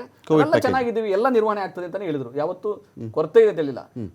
ಆದರೆ 22-23 ಬರ್ತದಲ್ಲ, ಆ ಸಮಯದಲ್ಲಿ ಕೂಡ ಆರ್ಥಿಕವಾಗಿ ಕರ್ನಾಟಕ ನಂಬರ್ 2 ಟ್ಯಾಕ್ಸ್ ಪೇ ಮಾಡೋದ್ರೊಳಗೆ ಆ ತರ ಹಣ ಬಂದ್ರು ಕೂಡ ಇವರು ಸ್ಯಾಲರಿ ಒಂದು ತಿಂಗಳು ತಡವಾಗಿ ಕೊಟ್ಟಿದ್ದಾರೆ, ಅರ್ಧ ಸ್ಯಾಲರಿ ಕೊಟ್ಟಿದ್ದಾರೆ. ಆ ರೀತಿಯಾಗಿ ಕಳೆದ 2 ವರ್ಷದಲ್ಲಂತೂ ಮಾಡಿಲ್ಲ ಸರ್ಕಾರ. ಈಗ ಸ್ಯಾಲರಿ ತಕರಾರು ಯಾವುದೇ ನೌಕರರು ಬಾಕಿ ಕೇಳಿದಾರೆ, ಬಾಕಿ ಕೊಡ್ತೀವಿ ಅಂತ ಬದ್ಧತೆ ಸರ್ಕಾರಕ್ಕಿದೆ, ಅದು ನಿಲುವಿದೆ. ಅದು ಮುಂದಿನ ದಿನಗಳಲ್ಲಿ ಶಕ್ತಿ ಯೋಜನೆಗೂ ಈಗ ನೀವು ಲಾಭದಲ್ಲಿದೆ, ತುಂಬಾ ಜನ ಪ್ರಯಾಣ ಮಾಡ್ತಾ ಇದ್ದಾರೆ, ಒಂದಷ್ಟು ಬಾಕಿ ಉಳಿಸ್ಕೊಂಡಿದ್ರು, ಈಗಲೂ ಬಾಕಿ ಕೊಡಬೇಕು, ಇದು ಸತ್ಯ ಎಷ್ಟು ಸುಳ್ಳು ಎಷ್ಟು ಇದರಲ್ಲಿ? ಇಲ್ಲ ನೋಡಿ, ಈಗ 4 ನಿಗಮಗಳಿಗೆ ಸರ್ಕಾರ ಯಾವುದೇ ರೀತಿಯಾಗಿ ಬಾಕಿಯನ್ನು ಉಳಿಸ್ಕೊಂಡಿಲ್ಲ. ನಿಗಮದ ಇಶ್ಯೂ ಏನು ಇಲ್ಲ, ನೌಕರರ ಇಶ್ಯೂಗಳಿದೆಯಾ ಇಲ್ಲಿ? ನೌಕರರ ಇಶ್ಯೂ ಕೂಡ ಇಲ್ಲ. ಓಕೆ, ಒಂದೇನಂದ್ರೆ ಈಗ ಅವ್ರ ಪರಿಷ್ಕರಣೆ ಏನು ಕೇಳ್ತಾ ಇದ್ದಾರೆ, ಬಾಕಿ ಕೊಡಬೇಕು ಅಂತ ಕೇಳ್ತಾ ಇದ್ದಾರೆ, ಸರ್ಕಾರ ನಿಲುವಿದೆ, ಕೊಡ್ತೀವಿ ಅಂತ ಇದೆ. ಈ ಸಾರಿಗೆ ವಿಭಾಗಕ್ಕೆ ಸಂಬಂಧಪಟ್ಟಂತೆ ಒಬ್ಬ ನೌಕರ ಇದನ್ನ ಅಲ್ಲಗಳಿದ್ರು, ನೀವು ಹೇಳ್ತಿರೋ ಸುಳ್ಳು ಅಂತ ಹೇಳಿದ್ರೆ ಸುಳ್ಳಾಗ್ಬಿಡುತ್ತೆ. ಕೇರ್ಫುಲ್ ಆಗಿ ಮಾತಾಡಿ. ನಾನು ಒಂದೇನ್ ಹೇಳ್ತೀನಿ, ಒಬ್ಬ ವೀಕ್ಷಕ ನೋಡಿದ್ರು, ಮಾನ್ಯ ಮುಖ್ಯಮಂತ್ರಿಗಳು ಮಾನ್ಯ ರಾಮಲಿಂಗಾರೆಡ್ಡಿ ಅವರು ಚರ್ಚೆ ಮಾಡಿ ನಾವು 718 ಕೋಟಿ ರೂಪಾಯಿ ಏನು ಪರಿಷ್ಕರಣೆಯ ಬಾಕಿ ಇದೆ ಅದನ್ನ ಕೊಡ್ತೀವಿ ಅಂತ ನಮ್ಮ ನಿಲುವಿದೆ ಅಂತ ಇವತ್ತು ಕೂಡ ಸ್ಪಷ್ಟ ಮಾಡಿದ್ದಾರೆ. ಓಕೆ, ಮುಖ್ಯಮಂತ್ರಿಗಳು. ಸೊ ಆಗಿರ್ಬೇಕಾದ್ರೆ ನೌಕರರು ನಿಜವಾಗ್ಲೂ ಯಾವುದೇ ರೀತಿಯಾಗಿ ಆತಂಕ ಪಡೋದಾಗ್ಲಿ ಅಥವಾ ಬೇಸರ ವ್ಯಕ್ತಪಡಿಸೋದು ಅಗತ್ಯ ಇಲ್ಲ. ಅವರು ಇವತ್ತು ನಿಜವಾಗ್ಲೂ ಕೆಲಸಕ್ಕೆ ಹೋಗಿ ಕಂಟಿನ್ಯೂ. ಮುಷ್ಕರದಲ್ಲಿ ಭಾಗಿಯಾಗಿದ್ದ ನೌಕರನ ವಜಾ ಮಾಡಿದವರು ಯಾರು? ನೀವಾ, ಇವ್ರ ಸರ್ಕಾರದವರ? ಬಿಜೆಪಿ ಸರ್ಕಾರ ಇದ್ದಾಗಲೇ ವಜಾ ಆಗಿದ್ದು. ಆ ಬೇಡಿಕೆನೂ ನಿಮಗೆ ಬಂದಿದೆ, ಬೇಡಿಕೆಯಲ್ಲಿದೆ. ಅದನ್ನ ಮಾನ್ಯ ಮುಖ್ಯಮಂತ್ರಿಗಳು ರಾಮಲಿಂಗಾರೆಡ್ಡಿ ತೀರ್ಮಾನ ಮಾಡಬಹುದು, ಅದರೊಳಗೆ ಏನಿಲ್ಲ. ಆದರೆ ಅದನ್ನ ಬೇಡಿಕೆ ಮಾಡಕ್ಕೆ, ವಜಾ ಆಗಿದ್ದವ್ರನ್ನ ಬೇಡಿಕೆ ಮಾಡಕ್ಕೆ ಇನ್ನೊಂದು ಪ್ರತಿಭಟನೆ ಮಾಡೋದಿದೆಯಲ್ಲ, ರಜಾ ಹಾಕೋದಿದೆಯಲ್ಲ, ಅದು ಸರಿಯಲ್ಲ, ಅದು ಸರಿಯಾದ ಕ್ರಮ. ಅದೊಂದಕ್ಕೆ ಮಾಡಿಲ್ವಲ್ಲ ಅವರು, ಅದೊಂದಕ್ಕೆ ಮಾಡಿಲ್ಲ, ಅದು ಒಂದು ಬೇಡಿಕೆ ಇದೆ, ಅದೊಂದಕ್ಕೆ ಮಾಡಿಲ್ಲ. ಬಟ್ ಆದ್ರೆ ಇವ್ರಿಗೆ ಇಷ್ಟೆಲ್ಲ ಸಂಧಾನ ಆಗಿತ್ತು, ಮಾನ್ಯ ರಾಮಲಿಂಗಾರೆಡ್ಡಿ ಅವರು ಚರ್ಚೆ ಮಾಡಿದ್ರು, ಆದಾಗ್ಯೂ ಕೂಡ ಇವತ್ತು ಮುಷ್ಕರ ಆಗಿರೋದು ನಿಜವಾಗ್ಲೂ ಒಂದು ವಿಪರ್ಯಾಸ. ಅದಕ್ಕೆ ನಿಜವಾಗ್ಲೂ ಬಿಜೆಪಿ ಅವರು ಏನು ಇದಕ್ಕೆ ಇವತ್ತು ಬಂಬಡಿ ಹೊಡಿತಾ ಇದ್ದಾರೆ, ಮಾನ್ಯ ಆರ್ ಅಶೋಕ್ ಅವರು ಮತ್ತೆ ವಿಜೇಂದ್ರ ಅವರು ಮಾಹಿತಿಯನ್ನ, ಅವರ ಸರ್ಕಾರದ ಮಾಹಿತಿಯನ್ನೇ ಬಹಿರಂಗ ಮಾಡ್ಬಿಡ್ಲಿ ಸಾಕು. ನಾವು 5,900 ಕೋಟಿ ರೂಪಾಯಿ ಯಾಕೆ ಬಾಕಿ ಉಳಿಸ್ಕೊಂಡಿದ್ವಿ, ಯಾಕೆ 2,000 ಕೋಟಿ ರೂಪಾಯಿ ಸಾಲ ಮಾಡಿದ್ವಿ, ಭವಿಷ್ಯ ನಿಧಿ ತುಂಬಕ್ಕೆ ಯಾರಾದ್ರೂ ಸಾಲ ಮಾಡ್ತಾರ ಬ್ಯಾಂಕ್ಗಳಿಂದ, ಆ ಸಾಲ ಮಾಡಿದ್ರು ಇವರು. ಅಂತ ಪರಿಸ್ಥಿತಿಯಲ್ಲಿ ಕೇಳಿ, ನೀವು ಹಂಗಿಲ್ಲ, ನಾವು ಸಾಲ ತೀರಿಸ್ತಾ ಇದೀವಿ, ನಾವೇನ್ ಆ ಬಡ್ಡಿನೂ ಕೊಡ್ತಾ ಇದೀವಿ, ಆ ಬಡ್ಡಿನೂ ಮತ್ತೆ ಅಸಲು ನಾವು ತೀರಿಸ್ತಾ ಇದೀವಿ. ನಾವು ನೀವು 10,000 ಜನ ನಾವು ನೇಮಕ ಮಾಡ್ಕೊಂಡಿದೀವಿ ಸಿಬ್ಬಂದಿಗಳನ್ನ. ನೀವು ಮಾಡಿದ್ರ 4 ವರ್ಷದಲ್ಲಿ ಯಾರೋ ಒಬ್ಬರನ್ನ ಮಾಡಿದ್ರ ನೀವು 10,000 ಮಂದಿ ಆ ಸತ್ತಂತವ್ರಿಗೂ ಕೂಡ ನೀವು ಮಾನವೀಯ ನೆಲೆನಲ್ಲಾದ್ರೂ ಅವ್ರ ಕುಟುಂಬದವ್ರಿಗೆ ಜಾಬ್ ಕೊಟ್ಟಿರಲಿಲ್ಲ 4 ವರ್ಷ. ನಾವು ಕೊಟ್ಟಿದೀವಿ 1,000 ಜನಕ್ಕೆ. ಈ ನಿಗಮವನ್ನ ಮಾನ್ಯ ರಾಮಲಿಂಗಾರೆಡ್ಡಿ ಅವರು ಈ ಸಾರಿಗೆ ಸಂಸ್ಥೆಯನ್ನ ಚೆನ್ನಾಗಿ ನಿರ್ವಹಣೆ ಮಾಡ್ತಾ ಇದ್ದಾರೆ. ಆಗಿರಂತಹ ತಪ್ಪುಗಳನ್ನ ತಿದ್ದುವಂಥದ್ದು, ಇವ್ರು ಕೆಡಿಸಿದ್ರಲ್ಲ ಇವ್ರ ಆರ್ಥಿಕತೆಯನ್ನ, ಅದನ್ನ ಸರಿ ಮತ್ತೆ ದುರಸ್ತಿ ಮಾಡ್ತಾ ಇರೋ ಕೆಲಸವನ್ನು ಮಾಡ್ತಾ ಇದ್ದಾರೆ. ಸಿಬ್ಬಂದಿಗಳಿಗೆ, ನೌಕರರಿಗೆ ಸ್ಯಾಲರಿ ಸರಿಯಾದ ಸಮಯಕ್ಕೆ ಹೋಗ್ತಾ ಇದೆ. ಏನು ಬಾಕಿ ಪರಿಷ್ಕರಣೆಯ ಹಣ ಬಾಕಿ ಇದೆ ಅದನ್ನು ಕೊಡ್ತೀವಿ ಅಂತ ಮಾನ್ಯ ಮುಖ್ಯಮಂತ್ರಿಗಳು ಹೇಳಿದ್ದಾರೆ. ಹಂಗಾಗಿ ಇವರು ಪಟೇಶ್ ಮಾಡೊಳಗೆ 15 ದಿನದವರೆಗೂ ಹೋಗಲ್ಲ ಇವರು, ಮಾಡಾಗತ್ಯ ಇಲ್ಲ. ವೆಂಕಟೇಶ್ ಅವರ, ಈಗ ನಿಮ್ಮ ಕಾಲದಲ್ಲಿ ಎಲ್ಲವೂ ಸುಭಿಕ್ಷವಾಗಿತ್ತು, ಕಾಂಗ್ರೆಸ್ ಬಂದಾಗ ದುರ್ಭಿಕ್ಷ ಶುರುವಾಗ್ಬಿಟ್ಟಿದೆ. ಈ ವಿಚಾರಕ್ಕೂ ಶಕ್ತಿ ಯೋಜನೆಗೂ ಇವತ್ತಿನ ಪ್ರೊಟೆಸ್ಟ್ಗಳು ಎಲ್ಲ ಸಂಬಂಧ ಇದೆಯಾ? ಈ ಬಾಕಿ ಉಳಿಸ್ಕೊಂಡಿದ್ದಾರೆ. ಯಾಕಂದರೆ ನಾವು ಶಕ್ತಿ ಯೋಜನೆ ಬಗ್ಗೆ ನಾವು ಕೇಳಿದಂಥ ಅಂಕಿಅಂಶಗಳೇನಿತ್ತು ಅಂತ ಹೇಳಿದ್ರೆ, ಶಕ್ತಿ ಯೋಜನೆಯಿಂದ ಈ ನಿಗಮಗಳ ಆದಾಯ ಹೆಚ್ಚಾಗಿದೆ, ಪ್ರಯಾಣಿಕರ ಸಂಖ್ಯೆ ಹೆಚ್ಚಾಗಿದೆ, ಈ ಮೂಲಕವಾಗಿ ಇದು ಇನ್ನಷ್ಟು ಬಲಿಷ್ಠವಾಗಿದೆ ಅಂತ ಇದೊಂದು ಭಾಗದಲ್ಲಿ ನಾವು ಕೇಳಿದ್ವಿ. ಕೆಲವು ಇದರ ಮಧ್ಯದಲ್ಲಿ ಬಾಕಿ ಉಳಿಸ್ಕೊಂಡಿದ್ದಾರೆ ಇದು ವಿಚಾರ ಬಂದಿದ್ದು ಹೌದು. ನಾವು ಅದನ್ನು ವಾಪಸ್ ಕೊಟ್ವಿ ಅವ್ರಿಗೆ, ಅದನ್ನು ತೀರಿಸಿದ್ದೀವಿ ಅಂತ ಅವರೇ ಸರ್ಕಾರದ ಕಡೆಯಿಂದ ಹೇಳಿಕೆ ಬಂದಿದ್ದು ನಿಜ. ಇವತ್ತಿನ ಪ್ರತಿಭಟನೆ 15 ದಿನಕ್ಕೆ ಹೋಗಿಲ್ಲ ಅಂದಾಗ ಯಾವ ವಿಷಯದಲ್ಲಿ ಅವರಿಗೆ ನಂಬಿಕೆ ಬಂತು ಈ ಸರ್ಕಾರದ ಮೇಲೆ? ಮಾಡಲ್ಲ ಪ್ರತಿಭಟನೆ, ಎಲ್ಲ ವಾಪಸ್ ಕೆಲಸಕ್ಕೆ ಹೋಗ್ರಪ್ಪ ಎಲ್ಲರೂ ವಾಪಸ್ ಅಂತ ಹೇಳಿದ್ರು ಇವತ್ತು. ಅಲ್ಲಲ್ಲ, ಹೈಕೋರ್ಟ್ ಆದೇಶದ ಮೇಲೆ ಇವತ್ತು ಅವಾಗಲೇ ನಮ್ಮ ಕಾಂಗ್ರೆಸ್ ವಕ್ತಾರರು ಹೇಳ್ತಾ ಇದ್ರು, ಅವ್ರಿಗೆ ಕೊಡ್ತಾ ಇರ್ತಕ್ಕಂಥದ್ದು ಅರಿಯರ್ಸ್ ಇದೆಯಲ್ಲ 38 ತಿಂಗಳ ಅರಿಯರ್ಸು, ಬರೀ 14 ತಿಂಗಳು ಕೊಡ್ತೀನಿ ಅಂತ ಈ ಸರ್ಕಾರ ಹೇಳಿರ್ತಕ್ಕಂಥದ್ದು. ಏನ್ ಸ್ವಾಮಿ 14 ತಿಂಗಳು ಕೊಡೋರು 38 ತಿಂಗಳು ಕೊಡಕ್ಕೆ ಏನ್ ನಿಮ್ಗೆ? ಆಮೇಲೆ ನಿಮ್ದು ಆರ್ಥಿಕವಾಗಿ ತುಂಬಾ ಸುಭಿಕ್ಷವಾಗಿ ಇರೋದೇ ಆದ್ರೆ ಯಾಕೆ ಕೊಡಬಾರ್ದು ನೀವು? ಆಮೇಲೆ ಅವಾಗಲೇ ನಮ್ಮ ಕಾಂಗ್ರೆಸ್ ವಕ್ತಾರರು ಹೇಳ್ತಾ ಇದ್ರು, ನಿಮಗೆ ನೀವು ಅಂಕಿಅಂಶಗಳನ್ನ ಬೇಕಾದ್ರೆ RTI ಹಾಕಿ ನೀವು ಅಪ್ಲೈ ಮಾಡಿ ದಯವಿಟ್ಟು ತಗೊಳ್ಳಿ. 594 ಡೀಸೆಲ್ ಇಂಜಿನ್ ಬಸ್ಸುಗಳನ್ನ ನಾನು BMTC ಹೇಳ್ತಾ ಇರ್ತಕ್ಕಂಥದ್ದು, 594 BMTC ಬಸ್ಸುಗಳನ್ನ ನೋಟಿಫಿಕೇಶನ್ ಮಾಡಿ ಇನ್ಸ್ಪೆಕ್ಷನ್ ಮುಗಿಸಿ ನಾವು ಏನ್ ಬುಕ್ ಮಾಡಿದ್ವಲ್ಲ ನಮ್ಮ ಸರ್ಕಾರದ ಅವಧಿಯಲ್ಲಿ, ಆ ಬಸ್ಸುಗಳನ್ನ ಇವ್ರು ತಗೊಂಡಿರ್ತಕ್ಕಂಥದ್ದು ಒಂದು. ಆಮೇಲೆ ಎರಡನೇದು ಎಲೆಕ್ಟ್ರಿಕ್ ಬಸ್ಗಳಿದಾವಲ್ಲ, ಇದು ಕೇಂದ್ರ ಸರ್ಕಾರದ ಯೋಜನೆ. ಕೇಂದ್ರ ಸರ್ಕಾರದಿಂದ ಏನು ಅನುದಾನ ಬರ್ತದಲ್ಲ, ಆ ಅನುದಾನದಲ್ಲಿ ಇವ್ರು ತಗೊಳ್ತಾ ಇರ್ತಕ್ಕಂಥದ್ದು. ಅಲ್ಲಿ ಡ್ರೈವರು ಇವರಲ್ಲಿ ಕೊಡ್ತಾ ಇರ್ತಕ್ಕಂಥದ್ದು ಡ್ರೈವರು ಸಂಸ್ಥೆಯಿಂದನೇ ಪ್ರೊವೈಡ್ ಮಾಡುವಂಥದ್ದು. ಕಂಡಕ್ಟರ್ ಮಾತ್ರ ಸಾರಿಗೆ ನಿಗಮದ ಎರಡು ವಿಚಾರದಲ್ಲಿ ಒಂದು ಪ್ರಶ್ನೆ ಕೇಳ್ಬಿಡ್ತೀನಿ, ನಿಮಗೆ ಕೇಳ್ತೀನಿ, ಬೇರೆಯವ್ರನ್ನ ಯಾರು ಮಾತಾಡ್ತಾರಲ್ಲ, ನಿಮಗೆ ಕೇಳ್ತೀನಿ. 597 ಬಸ್ಗಳ ವೆಂಕಟೇಶ್ ಜಿ, ಹೌದು 597 ಬಸ್ಗಳು ನೀವೆಲ್ಲ ಫೈನಲೈಸ್ ಮಾಡಿ ಇಟ್ಟಿದ್ರಿ, ಇವ್ರು ಕೊಂಡ್ಕೊಂಡ್ರು ಅಂತ. ಅವರಲ್ಲ, ನಾವೇ ಎಲ್ಲ ಫೈನಲೈಸ್ ಮಾಡಿದ್ದು. ಅದು ವರ್ಕ್ ಆರ್ಡರ್ ಆಗಿ ಡೆಲಿವರಿ ಆಗಿದ್ದು ಯಾವಾಗ ಅಂತಂದ್ರೆ ಈ ಸರ್ಕಾರ ಬಂದಂತ ಅವಧಿಯಲ್ಲಿ. ಇಲ್ಲಿ ಸಮಸ್ಯೆ ಏನಿದೆ? ಇಲ್ಲಿ ಡೆಲಿವರಿ ಸಮಸ್ಯೆ ಏನಿಲ್ಲ. ನಾನು ಈಗ ಈ ಬಸ್ಗಳು ನಾವು ಅಷ್ಟು ಸಾವಿರ ಬಸ್ ತಗೊಂಡ್ವಿ, ಇಷ್ಟು ಸಾವಿರ ಬಸ್ ತಗೊಂಡ್ವಿ ಅಂತಾರಲ್ಲ, ಪ್ರಶ್ನೆ ಕೇಳಿಸ್ಕೊಳ್ಳಲ್ಲ. ಅಲ್ಲಲ್ಲ, ಇವರು ನಾವು ಅಷ್ಟಿಷ್ಟು ಬಸ್ ಅಂತಾರಲ್ಲ, ಪ್ರಶ್ನೆ ಕಂಪ್ಲೀಟ್ ಮಾಡಿ. ಆ 5,100 ಬಸ್ಗಳು ನೀವು ಎಲೆಕ್ಟ್ರಿಕ್ ಬಸ್ಗಳು ತಗೊಂಡಿರ್ತಕ್ಕಂಥದ್ದು. ಅದು ಬಿಟ್ರೆ ಡೀಸೆಲ್ ಇಂಜಿನ್ ಬಸ್ಗಳನ್ನ ನಾವೇನ್ ಆರ್ಡರ್ ಮಾಡಿದ್ವಲ್ಲ ಅದನ್ನ ನೀವು ತಗೊಂಡ್ರೆ ಈಗ ವೆಂಕಟೇಶ್ ಅವ್ರಿಗೆ ಕೇಳಿಸ್ಕೊಂಡ್ರೆ ಏನೋ ಹೇಳ್ಬೋದು. ನನ್ನ ಪ್ರಶ್ನೆ, ಈ 597 ಬಸ್ಗಳು ಡೀಸೆಲ್ ಅಂತ ಮಾಡಿದ್ರೆ ಎಲೆಕ್ಟ್ರಿಕ್ ತಗೊಂಡಿದ್ದಾರೆ ಇವರು? ಎಲೆಕ್ಟ್ರಿಕ್ ಬಸ್ ತಗೊಂಡ್ಬಿಟ್ಟು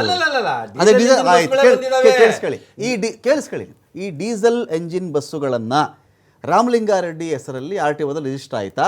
ನಿಗಮದ ಹೆಸರಲ್ಲಿ ಆ ಬಸ್ಗಳಿದೆಯಾ? ನಿಗಮದ ಹೆಸರುಗಳಲ್ಲಿ ಮತ್ತೆ ಈಗ ತಪ್ಪು ಅಪರಾಧ ಏನಿದೆ ಇಲ್ಲಿ? ನಾನೇನು ಅವ್ಯವಹಾರ ಆಯ್ತು ಅಂತ ಏನ್ ಹೇಳ್ತಾ ಇಲ್ಲ. ನಾನ್ ಏನ್ ಹೇಳ್ತಾ ಇರ್ತಕ್ಕಂಥದ್ದು ಅಂದ್ರೆ, ನಮ್ಮ ಅವಧಿಯಲ್ಲಿ ಆಗಿರ್ತಕ್ಕಂಥದ್ದನ್ನ ನೀವೇನೋ ದೊಡ್ಡದಾಗಿ ಮಾಡಿದೀನಿ ಅಂತ ಹೇಳ್ತಾ ಇರಲ್ಲ, ಅದು ಹೇಳ್ಬೇಡಿ. ಎಲೆಕ್ಟ್ರಿಕ್ ಪ್ರಪಂಚ ಮುಗಿಸ್ಬಿಡ್ತೀನಿ. ಎಲೆಕ್ಟ್ರಿಕ್ ವಿಚಾರಕ್ಕೆ ಬಂದಾಗ ಎಲೆಕ್ಟ್ರಿಕ್ ಬಸ್ಗಳ ವಿಚಾರದಲ್ಲಿ ಇದು ಬರೀ ನಾನು ಕರ್ನಾಟಕ ತಮಿಳುನಾಡು ಅಂತ ಮಾತಾಡ್ತಾ ಇಲ್ಲ. ದೇಶಾದ್ಯಂತ EV ಎಲೆಕ್ಟ್ರಿಕ್ ವೆಹಿಕಲ್ಸ್ ಏನಿದೆಯೋ ಇದನ್ನ ಪ್ರಮೋಟ್ ಮಾಡ್ತಕ್ಕಂಥ ಕೆಲಸ ದೇಶಾದ್ಯಂತ ನಡೀತಾ ಇದೆ.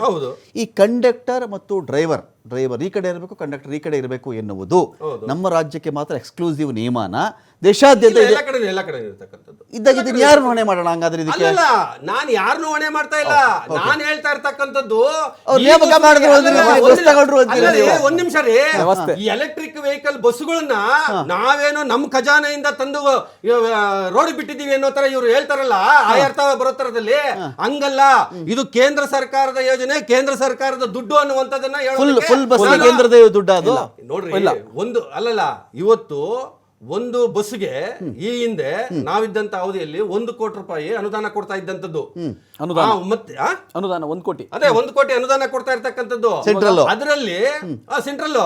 ಅದರಲ್ಲಿ ಇನ್ನು ಉಳಿಕೆದ ಏನು ಬಸ್ಗೆ ಬೀಳ್ತಾ ಇತ್ತಲ್ಲ ಅದು ರಾಜ್ಯ ಸರ್ಕಾರದ ಬೀಳುವಂತದ್ದು. ಅದು ಬಿಟ್ರೆ ಮೇಜರ್ ಪೋರ್ಷನ್ ಬರ್ತಕ್ಕಂಥದ್ದು ಕೇಂದ್ರ ಸರ್ಕಾರದಿಂದ ಬರ್ತಕ್ಕಂಥದ್ದು. ಹಂಗಾಗಿ ಅದೇನೋ ಒಂದು ನಾವೇ ಮಾಡ್ಬಿಟ್ಟಿದೀವಿ ಅನ್ನೋಂತ ಗರಿಯನ್ನ ನೀವು ಸಿಕ್ಕಿಸ್ಕೊಳಕ್ ಹೋಗಬೇಡಿ.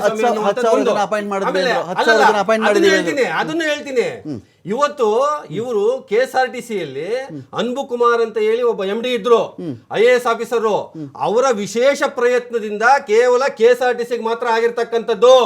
BMTC ಆಗ್ಲಿ ಇನ್ನು ಉಳಿಕೆ 3 ನಿಗಮಗಳಲ್ಲಿ ಅದನ್ನ ಇವ್ರು ಮುಟ್ಟೆ ನೋಡಿಲ್ಲ, ಆ ಕಡೆ ತಿರ್ಗೇ ನೋಡಿಲ್ಲ.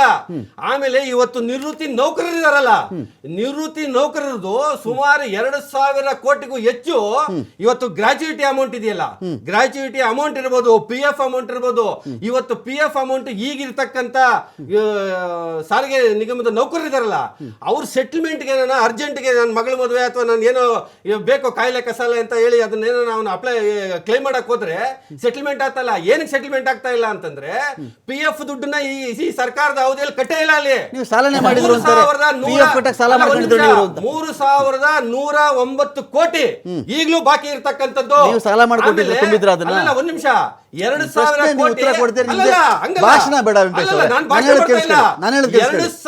ಕೋಟಿ ನಾನು ನಟರಾಜ್ ಗೌಡ್ರು ಕೇಳಿದ್ದೆ, ನಿಮ್ಗೆ ಕೇಳ್ತಾ ಇರೋದು.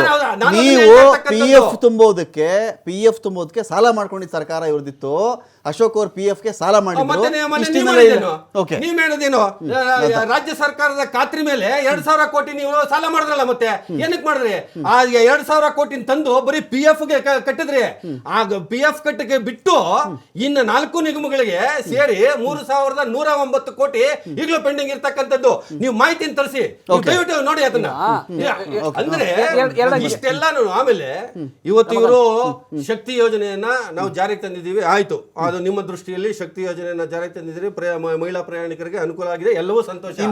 ಅಲ್ಲಲ್ಲ, ನಮ್ಮ ದೃಷ್ಟಿಲೂ ಸೇರಿಸಿ ನಾನೊಬ್ಬ ಸಾಮಾನ್ಯ ಮನುಷ್ಯನಾಗಿ ಮಾತಾಡುವಾಗ ಹೌದು. ಆದ್ರೆ ನೀವು ಇವತ್ತು ಯಾವ್ಯಾವ 4 ನಿಗಮಗಳಲ್ಲಿ ಎಷ್ಟು ಶೆಡ್ಯೂಲ್, ಎಷ್ಟು ಟ್ರಿಪ್ ಆಪರೇಟ್ ಆಗ್ತಾ ಇದೆಯಲ್ಲ, ಅಷ್ಟು ಬಿಟ್ಟು ಎಕ್ಸ್ಟ್ರಾ ಒಂದೇ ಒಂದು ಬಸ್ ಹೋಗ್ತಾ ಇರ್ತಕ್ಕಂಥದ್ದನ್ನ ಹೇಳಿದ್ರೆ ನೀವು ಹೇಳಿದ್ದು ನಾನು ಮಾಡಿಸ್ಕೊಳ್ತೀನಿ. ಈಗ ಸ್ಕೆಡ್ಯೂಲ್ ಆಗಿರೋದು ಹೌದು, ಟ್ರಿಪ್ಗಳು. ಈಗ ನೋಡ್ರಿ, ಶಕ್ತಿ ಯೋಜನೆ ತುಂಬಾ ಚೆನ್ನಾಗಿ ಇಂಪ್ಲಿಮೆಂಟ್ ಆಗಿದೆ, ಇದನ್ನ ಮಹಿಳೆಯರು ಚೆನ್ನಾಗಿ ಉಪಯೋಗಿಸ್ತಾ ಇದ್ದಾರೆ ಅಂತಂದ ಮೇಲೆ ನಿಮ್ದು ಶೆಡ್ಯೂಲ್ಗಳು ಜಾಸ್ತಿ ಆಗ್ಬೇಕಲ್ಲ, ಅಂದ್ರೆ ಟ್ರಿಪ್ಗಳು ಜಾಸ್ತಿ ಆಗ್ಬೇಕಲ್ವಾ? ಆ ಟ್ರಿಪ್ಗಳಲ್ಲಿ ನೀವು ಜಾಸ್ತಿ ಮಾಡಿದ್ರೆ ಅದೇ 6,000 ಬಸ್ಸು, ಅದೇ 3,000 ಬಸ್ಸು, ಅದೇ 1,000 ಬಸ್ಸು. 7 ಕೋಟಿನ 8 ಕೋಟಿ ಜನ ಓಡಾಡಿದ್ದಾರೆ. ಒಂದ್ ನಿಮಿಷ, ಅವ್ರು ಓಡಾಡಿದ್ದಾರೆ. ಆದ್ರೆ ಸ್ಟೂಡೆಂಟ್ಸ್ಗೆ ಎಷ್ಟು ತೊಂದರೆ ಆಗಿದೆ. ಅಲ್ಲಲ್ಲ, ಒಂದ್ ನಿಮಿಷ.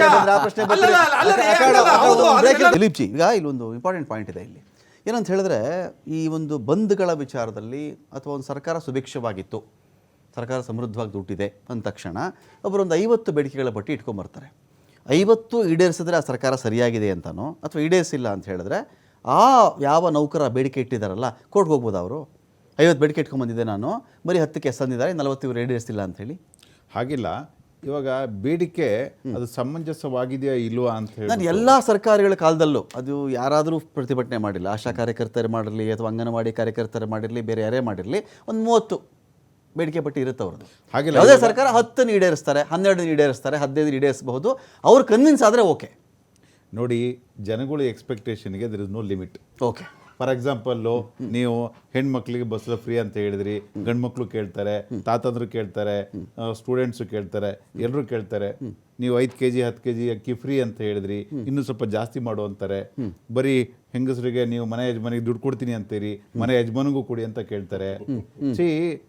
ಈ ಡಿಮ್ಯಾಂಡು ಹೋಗ್ತಾ ಹೋಗ್ತಾ ಜಾಸ್ತಿ ಆಗ್ತಾನೆ ಹೋಗುತ್ತೆ ಹೊರತು ಯಾವುದು ಕಡಿಮೆ ಆಗಲ್ಲ. ಹಾಗಾಗಿ ಯಾವುದೇ ಒಂದು ಸಂಘ ಇರ್ಬೋದು ಅಥವಾ ಕಾರ್ಮಿಕರ ಸಂಘಟನೆ ಏನಿದೆ ಇವಾಗ, ಅದರಲ್ಲಿ ಒಂದು ನಮಗೆ ಇಷ್ಟಿಷ್ಟು ಬೇಕು ಅಂತ ಹೇಳ್ಬಿಟ್ಟು ಅವರೇ ಕ್ಯಾಟಗರೈಸ್ ಮಾಡ್ತಾರೆ. ಓಕೆ. ಅಂದರೆ A category, B category, C category ಅಂತ ಹೇಳ್ಬಿಟ್ಟು. ಅಂತಂದರೆ ನಮಗೆ ಇಂಪಾರ್ಟೆಂಟ್ ಆಗಲೇಬೇಕಿದು ಅಂತ. ಹೌದು, ಆಯ್ತಾ? ಅದು ನೀವು ಎಲ್ಲ ಕಡೆಗೂ ವಿಚಾರ ಮಾಡಿ ನೋಡಿದ್ರೆ ಅದು ಲಾರ್ಜರ್ ಇಂಟ್ರೆಸ್ಟ್ ಇರುತ್ತೆ ಅದರಲ್ಲಿ. ಓಕೆ, ಆಯ್ತಾ? B ಸ್ವಲ್ಪ ಸ್ಮಾಲರ್ ಇಂಟ್ರೆಸ್ಟ್ ಇರುತ್ತೆ, C ಬಂದ್ಬಿಟ್ಟು ಇನ್ನೂ ಸ್ವಲ್ಪ ಸ್ಮಾಲರ್ ಇಂಟ್ರೆಸ್ಟ್ ಇರುತ್ತೆ.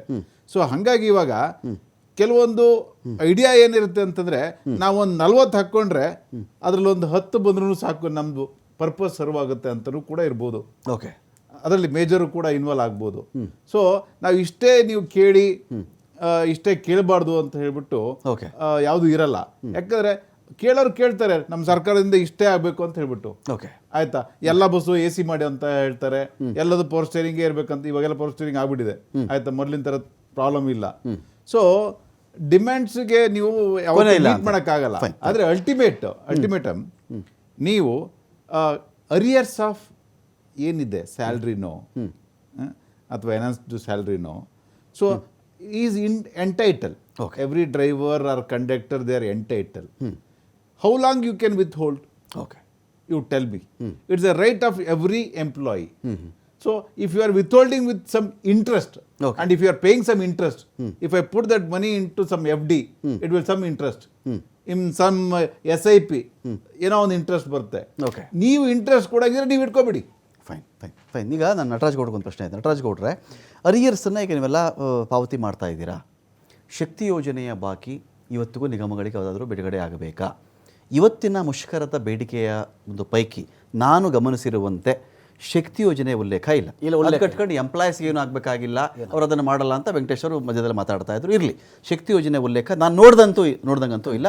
ಬಾಕಿ ಏನಾದ್ರೂ ಬರಬೇಕಾ ಶಕ್ತಿ ಯೋಜನೆ? ಇಲ್ಲ, ಖಂಡಿತವಾಗಿಲ್ಲ. ಈಗ ನೋಡಿ, ಈ ಬಾಕಿ ನೀವು ಈಡೇರಿಸ್ತಾ ಇದ್ದೀರಾ ಇದೀಗ ಅರಿಯರ್ಸ್? ನೋಡಿ, ಅರಿಯರ್ಸ್ತು ಅವ್ರನ್ನ ಸರ್ಕಾರಿ ನೌಕರರು ಮಾಡ್ತಾ ಇದ್ದೀರಾ ನೀವು? ಇಲ್ಲ, ಸರ್ಕಾರಿ ನೌಕರು ಮಾಡೋದು ಅಂತ ಪ್ರಸ್ತಾಪ ಅವರು ಒಪ್ಕೊಂಡು ಯಾವುದೇ ಸರ್ಕಾರ ಬಂದರೂ ಮಾಡೋಕ್ಕಾಗಲ್ಲ ಅಂತ ವೆಂಕಟೇಶ್ ಅವರು ಹೇಳ್ತಾರೆ. ಈಗ ಆದರೆ ಏನು ಪರಿಷ್ಕರಣೆ ಆಗಿರತಕ್ಕಂಥದ್ದು ಅವ್ರ ಬಾಕಿ ಇದೆ, ಅದನ್ನ ಕೊಡಲು ನಾವು ಬದ್ಧ ಅಂತ ಇವತ್ತು ಮುಖ್ಯಮಂತ್ರಿಗಳು ಕೂಡ ಹೇಳಿದ್ದಾರೆ. ಬದ್ಧ ಅಂತ ಹೇಳಿಲ್ಲ, ದಯವಿಟ್ಟು ನೋಡಿ. ಮತ್ತೆ ನಾನು ಹೇಳ್ತಾ ಇದ್ದೀನಿ, ನಿಮಗೆ ಗೊತ್ತಿಲ್ಲ ನಾನು ಹೇಳ್ತಾ ಇದ್ದೀನಿ. ಅಲ್ಲ, ಪತ್ರಿಕಾಗೋಷ್ಠಿ ಹೇಳಿದ್ದಾರೆ ಮುಖ್ಯಮಂತ್ರಿಗಳು. ನಿಮ್ಮ ಮಾಧ್ಯಮಗಳಲ್ಲೇ ಬರೀ 14 ತಿಂಗಳು.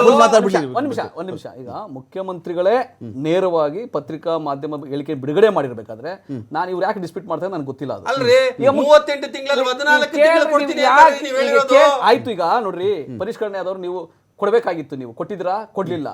ಅವ್ರಿಗೆ ಬಾಕಿ ಅಲ್ಲ, ಭವಿಷ್ಯ ನಿಧಿಗೆ ಹಣಕ್ಕೆ ನೀವು ಸಾಲ ಮಾಡಿದಂಥವ್ರು, ಅವ್ರಿಗೆ ಸ್ಯಾಲ್ರಿನ ಅರ್ಧದ ಕೊಡ್ತಾ ಇದ್ದಂಥವ್ರು ನೀವು ನಮ್ಮ ಮೇಲೆ ಆರೋಪ ಮಾಡೋಂಥದ್ದು ಇದು ಮಾಡೋಂಥದ್ದು ಸಾಧ್ಯನೇ ಇಲ್ಲ. ಆಮೇಲೆ ಕಾರ್ಮಿಕರಿಗೆ ಯಾರಾದ್ರೂ ಮೋಸ ಮಾಡಿದ್ರೆ ಇಡೀ ದೇಶದಲ್ಲಿ ಬಿಜೆಪಿ ಸರ್ಕಾರಗಳ ಮಾತ್ರನೇ. ಅವ್ರಿಗೆ ಹಣವನ್ನ ಕೊಡದಲೆ, ಸ್ಯಾಲ್ರಿನ ಅರ್ಧ ಮಾಡಿ, ಪರಿಷ್ಕರಣೆ ಬಾಕಿ ಕೊಡದಲ್ಲೇ ಅವ್ರಿಗೆ ಮೋಸ ಮಾಡಿದವ್ರು ನೀವು. ಭವಿಷ್ಯ ನಿಧಿ ಮೇಲೆ ಬರ್ಬೇಕಾದಂತಹ ಏನ್ ಇಂಟ್ರೆಸ್ಟ್ ಬರುತ್ತೆ ಅದನ್ನ ಕಡಿಮೆ ಮಾಡಿದವ್ರು ನೀವು. ಸುಮ್ಮನೆ ನೀವು ಆಮೇಲೆ